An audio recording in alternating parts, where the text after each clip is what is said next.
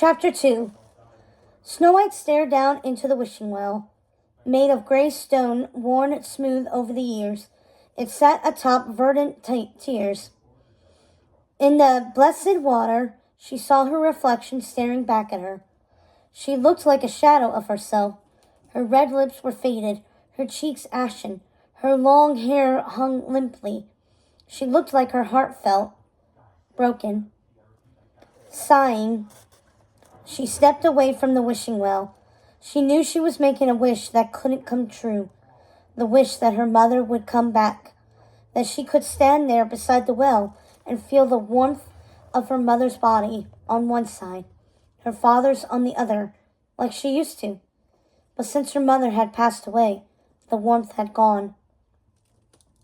Thunder boomed and lightning flashed, piercing through the darkness toward a portal that looked like a mirror.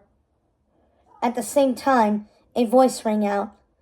"Spirit in the magic mirror, come from the farthest space. Through wind and darkness I summon thee."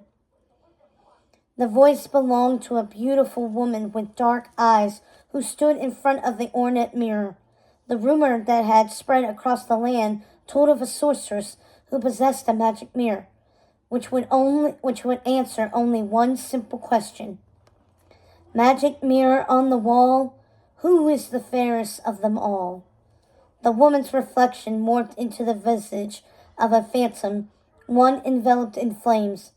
But the woman was not dissuaded. She waited anxiously for the answer. "You, my lady, of all the women reckoned fair, your beauty is beyond compare. In grief, the king has lost his way, and beauty's power will hold great sway." The woman stopped her pacing and looked back at the mirror. A plan slowly started to form in her mind as she exhaled, her thoughts full of wicked relief and evil contentment. Snow White began to wander aimlessly around the flowers, their sweet smell filling the air and growing stronger as she touched the petals. She almost smiled. Apparently, they hadn't gotten the memo that the queen was no longer there to enjoy their scent.